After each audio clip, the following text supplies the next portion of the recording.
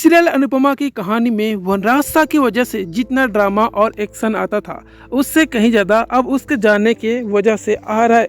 दरअसल सीरियल अनुपमा के एपिसोड में दिखाया जा रहा है कि वनराज का बेटा तोसू घर का मुखिया बनने की कोशिश में है।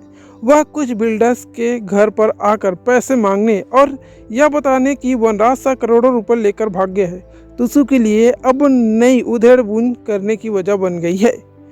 वही सीरियल अनुपमा के आने वाले एपिसोड में आप देखेंगे कि वनराज शाह का बेटा तोसू अपने जिंदा पिता की तस्वीर पर माला चढ़ा देगा। वह कहेगा कि पापा पिछले कई दिनों से गायब है और उनका वापस न लौटना इस बात का सबूत है कि उन्हें अपने परिवार की कोई फिक्र नहीं है। तोसू कहता है कि उसके लिए उसका बाप मर चुका है और वह फोटो पर माला चढ़ा देता है। किंजल उसे समझाने की कोशिश करती है लेकिन वो किसी एक का नहीं सुनता है। तब लीला बा उसे थप्पड़ मारकर उसके हाथ से माला छीन लेती है। लीला बा खूब रोती है कि उसका पोता अपने बाप के जिंदा रहते ऐसी हरकत कर रहा है। वही फिर तोसू अपनी दादी से कहता है कि उसे थोड़ा लॉजिकली सोचना चाहिए।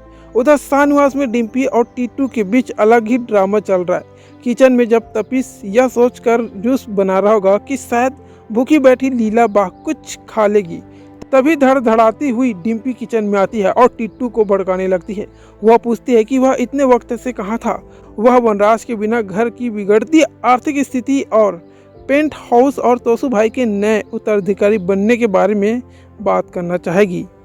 तोसू तब अपनी पत्नी को करारा जवाब देता है और उसे चुभने वाली बातें सुनकर और ज़्यादा खिंचा जाती है।